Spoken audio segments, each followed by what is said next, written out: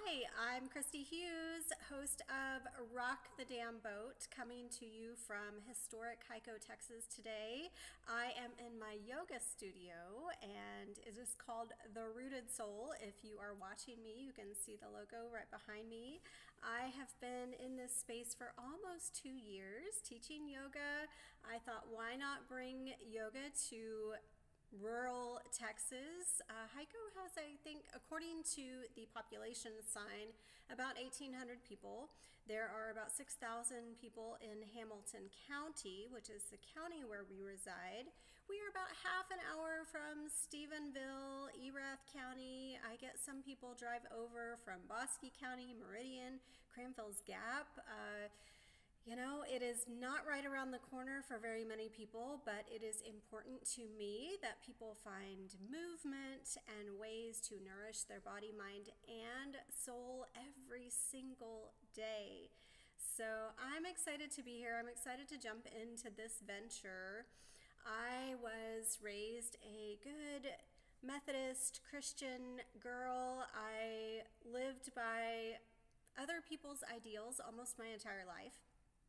I decided, first of all, I drank to cope with that. So 20 years, heavy drinker, smoked when I drank, made all of the unhealthy choices for my body, started to pay the price for that around age 40, tried multiple times to get sober, and finally walked into a 12-step meeting where I went to meetings for about 2 years and managed to get those 2 years under my belt. COVID happened, which shut down a lot of everything, including yoga studios, including all sorts of businesses.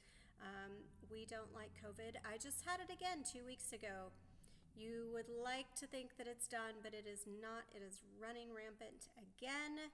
Just one of those things. We deal with cold and flu season and COVID season now. So anyway, what was my point? I was talking about drinking for 2 decades, and then when I stopped drinking in 2018, I launched into this life that is beyond anything that I would even recognize as a kid. And I will talk a lot on the pod about childhood dreams, about things that we can revisit but not sit in. There are ways to work through the pain of our past, and I'm very much a proponent of therapy, any kind of modality that helps you work through any past trauma that you're hanging on to. And thank goodness that that is so normalized today, that it is not rocking the boat to say, hey, I take anxiety medication, or hey, I see a therapist, or hey, I do neurofeedback. So I do neurofeedback from my friend Katie over at the Good Wave here in Hico. So there are so many modalities to help with our mental health journey. So maybe that is one way that I will continue to rock the boat, is to talk about things that are important to me when it comes to my mental health. And so just consider this a trigger warning for the entire season. I will remind people every episode, but I attempted suicide when I was a teenager. I am fortunate to be here today. I'm grateful that I'm here today. And yeah, that's a little bit about me. What I want to talk today about is diet culture.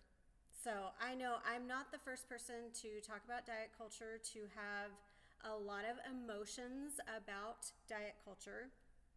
But what I want to do with each episode, whatever topic we tackle, whatever guest that I might have on, because trust me, there is a long list of ladies who could join me for some interesting conversations about what it means to dive out of the boat and swim for a future that you didn't even realize was on your horizon. So, diet culture.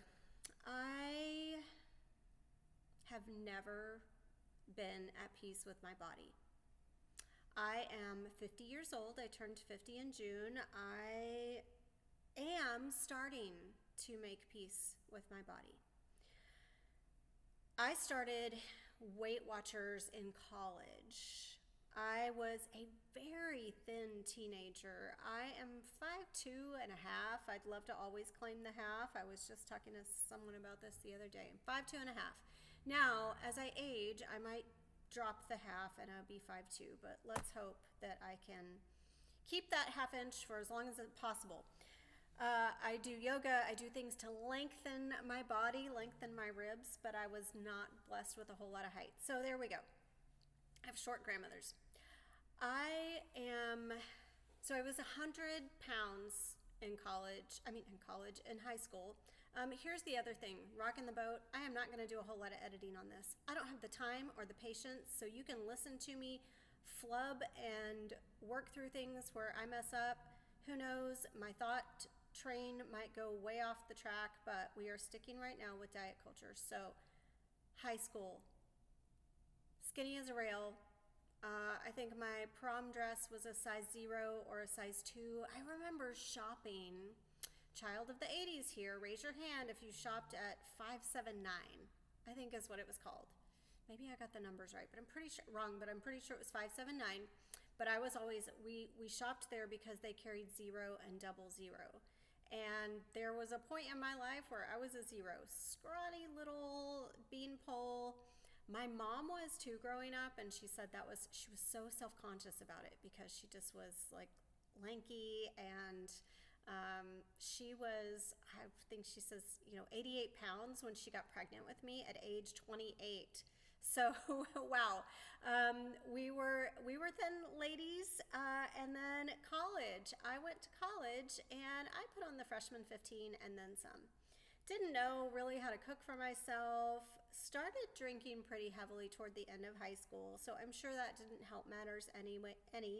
But I gained freshman 15, and then I just kept going from there. I remember graduating from college at about 135 pounds. Again, I'm 5'2", so, that's probably a little by standards. So let's talk, standards. Let's throw that out there. By standards, I was overweight. I should have been about 115. I will just go ahead and say that my biometrics are impeccable. I have amazing blood pressure, heart rate, all of the things that are measured on paper, I am in perfect health. So whether or not I should be 115, whatever, we'll deal with that later. Let's shelve that for now. Let's talk about what it feels like to go from 100 pounds or even 90 pounds to 135 pounds. So I gained 40 pounds plus, give or take, in college. Started Weight Watchers, started counting calories, started my destructive, dysfunctional relationship with food. Okay, I cannot stress that enough. For me, it began a completely dysfunctional relationship with food. And we talk about the eating disorders, and I am not, I don't even know what it would be like to have an eating disorder like bulimia or anorexia. Like, I don't have that same maybe mental health attachment to it, and I hope I don't offend anyone by having so little knowledge about those two more commonly known eating disorders. But I will say that I was very dysfunctional when it came to eating. And I worry that anything we do that counts calories or macros or any of those things just creates this incredibly dysfunctional relationship with food. Food is nourishment for our bodies. Food should be fresh and healthy and, as often as possible, not come out of a box. But let's go back to Weight Watchers and being part of that for my entire 20s. Here was my secret or my hack or let's try to cheat the system. I would count points every day, Monday through Friday, and then I would bank all my points and I would binge drink and eat all kinds of stuff on the weekends. Let's be as disciplined as possible all week long, and then let's throw it out the window on the weekends because, hey, we have those extra points and we can do whatever we want with them. And I lived in this cycle of, I feel like it was yo-yo dieting on a weekly basis. So restrict, restrict, restrict, be so mindful of what I was eating all week long, and then sweets on the weekend, copious amounts of booze on the weekend. And booze, you can count calories. I'm sure there's still a way that they function as points today.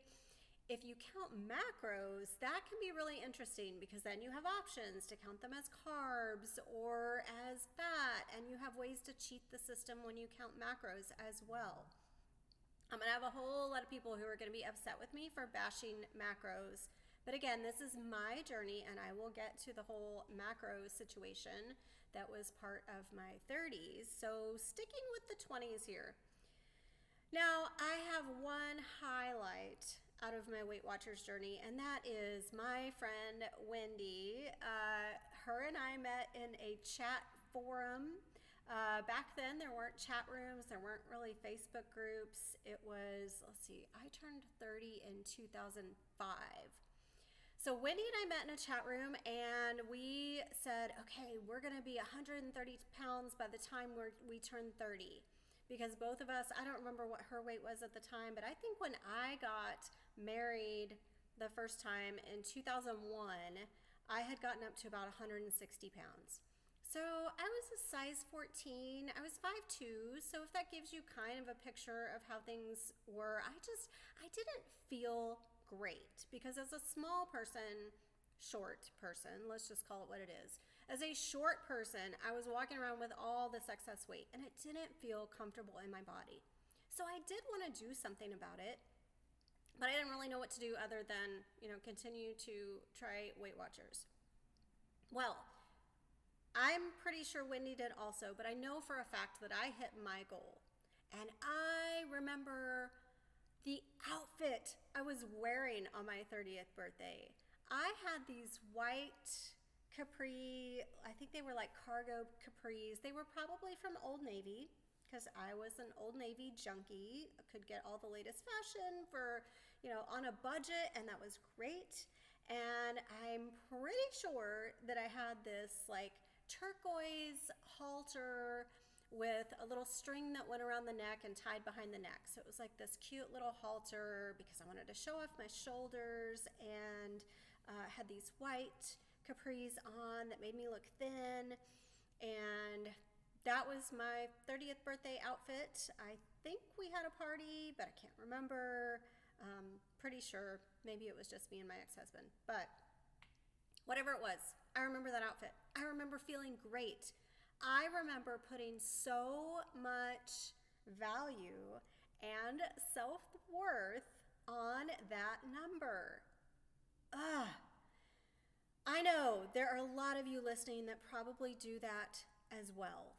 And we are taught early on that there are certain ranges that we should weigh.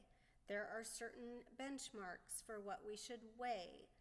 I went to a rheumatologist not too long ago that asked me not to put on any more weight. And I think I was 135 at the time, and now I'm closer to 145. We'll get to menopause too. So I will try to use as few verbal crutches as possible, by the way. So you can always call me out in the comments for and so. Let's get back to my 30th birthday. It was amazing. I felt great. Enter my 30s. I got divorced in 2008, 2009. I think we were separated by 2008. I went through the divorce diet, and I probably got down to 125 pounds. Now, how did I do that? I was working out with a trainer. I was drinking almost every meal. So I remember my trainer, my friend Veronica, telling me that I was rock star skinny. And she said it not in a way that condoned, like yes, yeah, drink all your meals. I know that's what you're doing. I know that's how skinny you are. However, I did put a lot of stock in how I looked because I was newly single and I was dating, but really it was about not eating and about drinking so much that my stomach was a wreck. So it didn't matter whether or not I was eating healthy. I really wasn't eating as often as I should. And I was drinking so much that my stomach lining, I don't even want to think about it. Toward the end of my drinking days, I would drink and then the next day, like literally couldn't eat. Either I felt sick or it would go straight through me. So there you go. That's the dirty truth. Everything would go straight through me. I had completely trashed my digestive system. Now, I don't know. I do know that had a lot to do with my impossible weight gain and having trouble keeping the weight off. I also know that you can't out-train a bad diet. There is truth to that. So if I pick a few things out of the things that you will hear in diet culture, you cannot out-train a bad diet. I believe that thoroughly. And especially when you're drinking thousands of empty calories a week. Now, even if alcohol is not a problem for you, there is still this idea of yo-yo dieting, of I get the weight off, I feel great, and then I don't know how to maintain it. Or I self-sabotage because I feel uncomfortable at this new weight. Maybe you feel uncomfortable with the attention that you're getting. Maybe you feel like it's going to be too difficult to stay at this weight because you know how flippin' hard you work to get there. I think that was one of my biggest issues, is that I had to put in so much work to lose the weight that I couldn't handle the level of maintenance that it took to keep the weight off.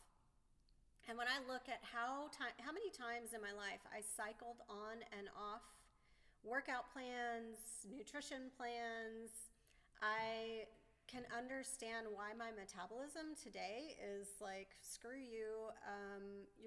We're 50 years old and you like pizza and ice cream. So that was my 30s, was working out, getting divorced, drinking, lots of meals. I don't think that I really got into Weight Watchers or anything like that at the time. I think I maintained probably around 135 during my 30s. And then I moved to Phoenix, Arizona. Post-divorce, it was about 3 years post-divorce. So 2012, I moved to Phoenix, Arizona. And I decided that I was going to throw myself back into working out. I was part of a fitness group on Facebook, and I loved that group. I still have friends from that group today, so it's amazing. Like, Facebook communities, chat forums. I'm curious, and I would love to know in the comments, like, how many of your longtime friends are from groups, whether that's Facebook or old chat rooms or whatever that might be. I think about, like, Wendy and I are still friends. Neither of us are in Weight Watchers, but we're still friends. And my friend Audra, who lives in Florida, her and I Marco Polo almost daily, and we met each other through the Relentless Fitness group. So got all involved with weights again. And when I say again, I kind of skipped an important part as it relates to my fitness rather than my eating habits. We moved my senior year in high school, and that was terrible. I'll just save you trying to decide if that's terrible or not. It was terrible. I cried every day. I didn't really make friends with people there. I don't think I have any friends from that senior year at Kingwood High School. But I did find a little gym, and they had a student membership, and I could work out for like $15 a month. So there were some neighbors that were twins, and I had a big crush on them. And so I didn't mind going to work out all the time because I got to see the twins. So I worked out a ton, got in great shape, kind of let that slide when I got to college, hence the 20, 30, 40 pounds I gained. And then I worked out off and on for, well, until today. I mean, I literally worked out today. I literally went and saw my personal trainer today. So here I am, 50 years old, trying to do this again. So late 30s, moved to Phoenix. I start working out again. I get involved with this group. I'm working out on Fridays and Saturdays at LA Fitness, and I'm starting to get in a groove. And I start working out. I was working for PetSmart headquarters at the time, and I started working out in the campus gym. And by the way, side note, that's how I got into yoga, which is great. Loved the class that I took at lunch. But I worked out with the trainer there. I got super involved again with lifting weights and bodybuilding, and then I really jumped into bodybuilding. I wanted to be ripped. I started following Jessie Hilgenberg. She lived there in Phoenix, and so she was a big role model of mine. And Heidi and Chris Powell lived in the area at the time, in the Phoenix area. And I found out that Heidi Powell was training for a bodybuilding competition at Arizona Pro Physiques. I started driving the 45 minutes to an hour down to Chandler, Arizona to work out at the same gym where Heidi Powell was training. And no, I never saw her or met her, but I loved the idea that this was the gym that trained women to step on stage. I was going to entertain the idea. I showed up to my very first assessment appointment hungover. Okay? I could not get my stuff in order long enough to go to this very expensive appointment. And I kept thinking that if I committed to a program, if I committed to a diet, if I committed to a workout regimen, that I would eventually be able to kick booze to the curb because I was going to be so focused on my fitness. That did not work for me whatsoever. So I couldn't out-train a bad diet or the copious amounts of alcohol I was drinking. I first learned about macros through that gym. I'm pretty sure I might have heard about macros in our fitness group, but I wasn't really adhering to them. So my trainer at Arizona Pro Physiques, talks to me about what I'm eating. She writes out a meal plan, and it looked about as boring as it might sound when I say, ground turkey, rice, broccoli. For some people that works.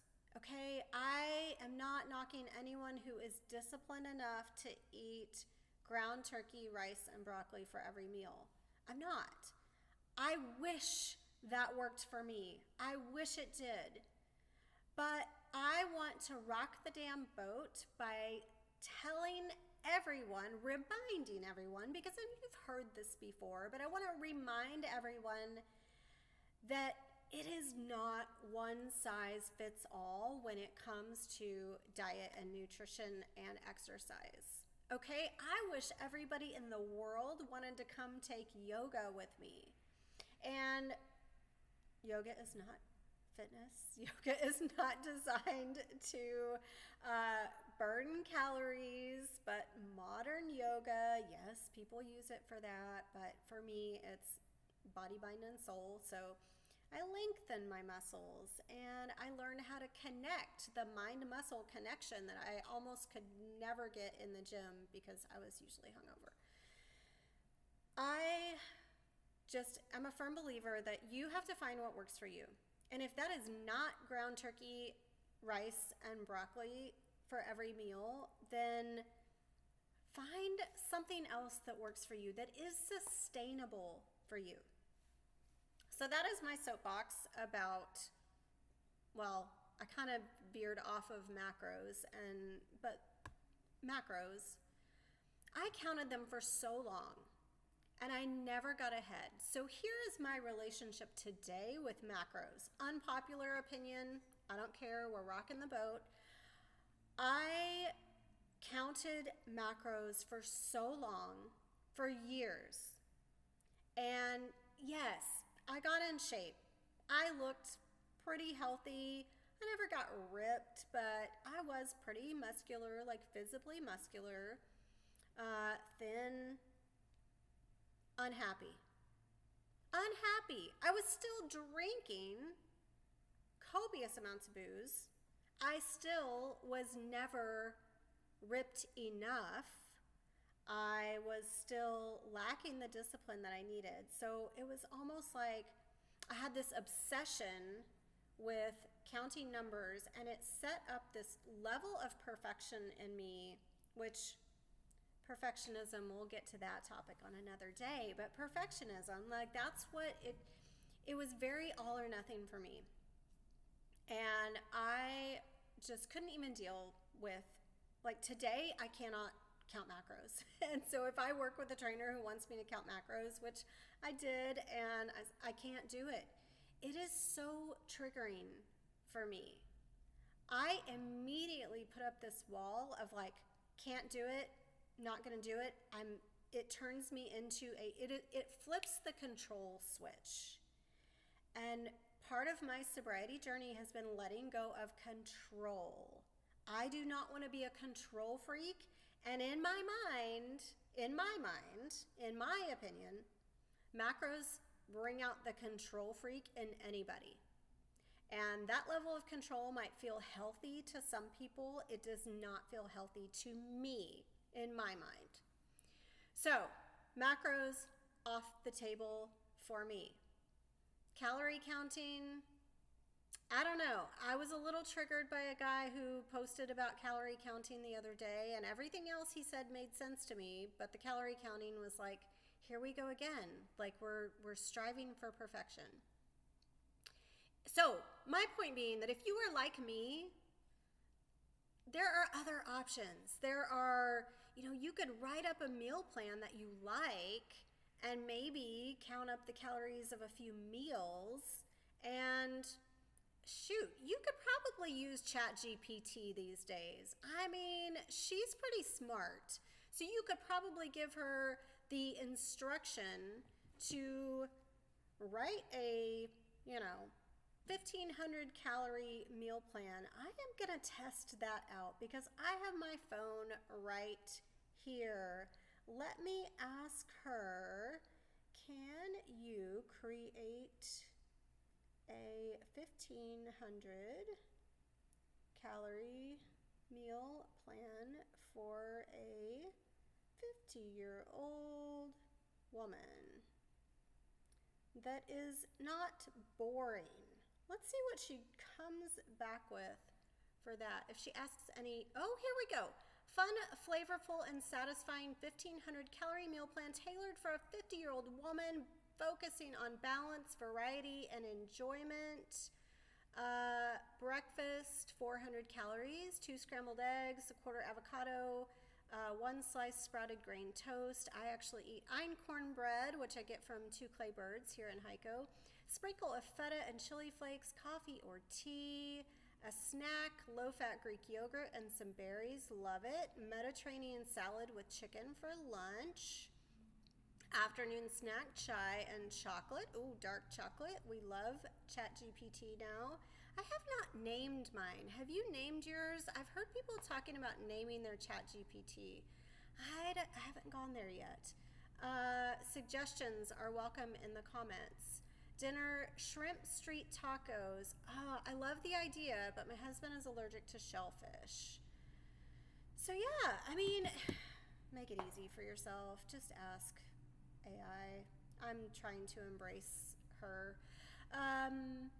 Let's see, where were we? So my relationship with macros, I'm done talking about it. I don't want to trigger anyone else who is like, I live and breathe macros, and that's what works for me, and that's why I look the way I do.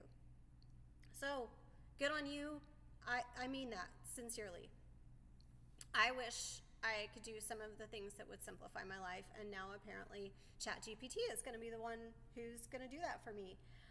I really wanted to just share that lately I keep seeing reels about, there was one, I can't remember the account, but the guy was like cooking with nothing. So he was going through the motions. It was almost like a charades. Like he's, whisking in this bowl and he's pouring an empty measuring cup, and he's playing as like an overlay all of these different diet recommendations. So, don't eat dairy, do eat dairy, eat 150 grams of protein a day, don't eat too much protein, which, by the way, my husband has kidney issues. He cannot eat too much protein.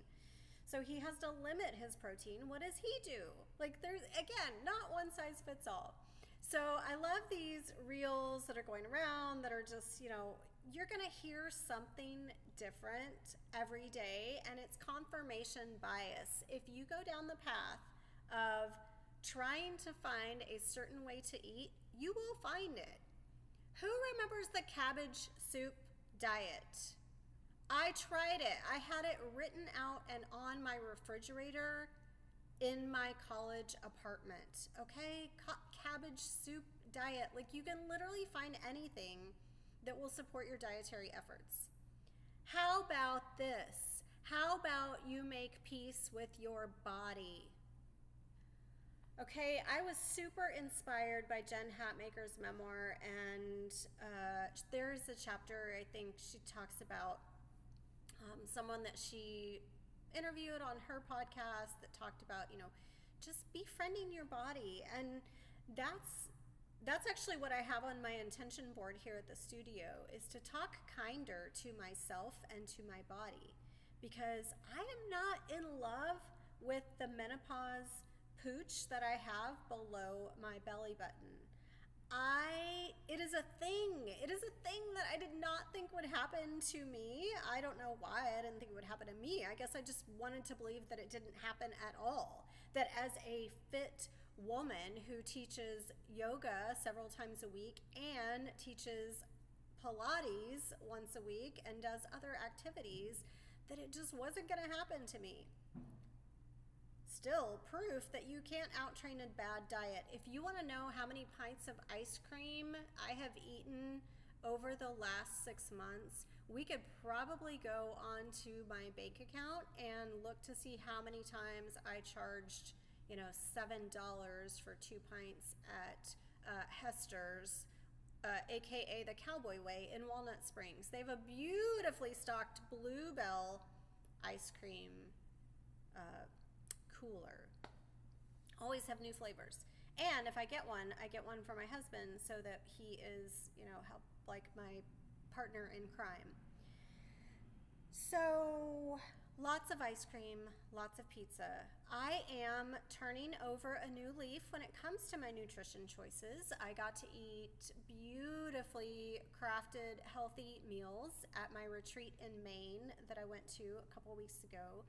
So I am committed to meal planning. Now that is one thing that I think, let's talk about universal truths. I can't even remember now what I said the first one was. You can't out-train a bad diet. That's it, because then I was just talking about the ice cream. Universal truth, meal planning will absolutely set you up for success. So that is one thing that I think everybody can implement in their own way. I think ChatGPT could be a little useful here. She could help you write a meal plan. Work with a nutritionist if you have special needs like diabetes or other conditions that you need to be very specialized in how you eat. Maybe it's worth a dietitian or a nutritionist. There are some great options out there. There are some very smart people out there, and I don't want to criticize anyone that's in that field. What I hope that you look for and find in someone who will help you with your nutrition or your meal planning is someone who understands that it is not one size fits all. something that I find, like, I know I feel better when I don't eat gluten. Am I gluten? Do I have celiac? I don't think so. Am I gluten sensitive? Maybe. I know I feel better when I don't eat it, and I don't look like I'm 9 months pregnant after eating it if I don't eat it. You know what I mean. That's food choices. As far as fitness goes, do what feels right in your body. If you go out and walk around your block every day, granted, if it's, at least a decent walk, then, that's free exercise. That's free. Get out, lace up your shoes, go out. There are so many options online now. We are working to bring our barre and Pilates classes online here at the studio, but there are so many options. And it's a matter of willpower. I get it. You have to have the motivation to start. Start small. Everything I do in my life, I talk about, baby step your way to whatever it is. I'm working out with a personal trainer once a week. Do I expect miracles with one workout a week? No, but it's starting to build that habit, and it's starting to help me understand how to move my body. And I love my trainer, Caitlin. She is really in tune with movement and form, and so her helping me understand, like, that I go pigeon-toed whenever I do a bridge, which is an interesting conundrum because I'm also a yoga teacher and I cue bridge all the time, and apparently I got one toe sticking out in a wonky direction. So I need someone to correct my form just as much as I go around and make suggestions to people in my classes. Find what works for you. Diet, culture, diet, nutrition, whatever you want to call it, how you put food in your mouth. Make healthy choices. How you move your body, just move it. I don't give a damn how you move it. Just move it. Move it to prevent that sedentary lifestyle, to prevent disease, to shed the extra pounds that turn into disease. There is a way to find a healthy lifestyle that works for you. And when I think about what this means to rock the boat, I just don't want you to feel like one approach is the right way, because you are going to hear so much flipping noise on the internet, in social media. Don't get caught up in the trap, because if you try and fail at a particular plan or regimen, it can really lead to self-defeating behavior. And I know, because I lived through it, and I still, I'm kind of doing my own thing when it comes to how I move my body and how I eat. And maybe again, not knocking trainers and nutritionists and dietitians. They are there for a reason. So find somebody that fits with you. You feel free to shop around. I just don't want you to get caught, like I said, get caught in that trap that it is a one size fits all, that there is any one particular way that is better than another. It's your body, and your body is unique, and you are unique. And it may take several different tries, several different ways to look at different combinations of food and calories and movement that get you to the most comfortable that you can be in your skin. And that's what's important. We are given this one body to live in for our entire time on this planet. And if you are angry with it for any particular reason, then how can you release that resentment? And if I think about my recovery journey, it was releasing resentment by understanding my part in it.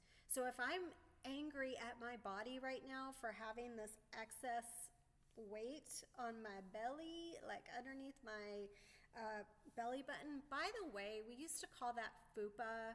That language, that verbiage, that, what am I trying to think of? I don't know, that slang can die with the woke generation. Please, let's not ever use that term other than me just using it now. Urban Dictionary, if you don't know what that stands for. But anyway, here I am, 50, menopausal middle, the stereotypical menopausal middle, and I am going to befriend her, and I am going to remind myself that my part is that I ate a whole lot of ice cream over the past year, and I can make healthier choices. I love plain Greek yogurt with some raspberries and some protein powder and a little drizzle of maple syrup, and it's amazing. So that's my snack. That's my ice cream replacement. I've gone on for long enough. I am going to shut it down here. I am done talking about diet culture, and I hope that you feel like you have the freedom to forge your own path when it comes to how you move your body, how you fuel your body. Enlist the help that you need, but don't set yourself up for failure by believing that that one person or that one program is the be-all, end-all. You are allowed to change your mind. You are allowed to change your strategy for getting healthy. Just do yourself a favor and be the best version of you. Be the best version that you can physically in this body for this lifetime. All right. I will catch you next time. Keep rocking the damn boat. Color outside the lines. I'm Christy Hughes.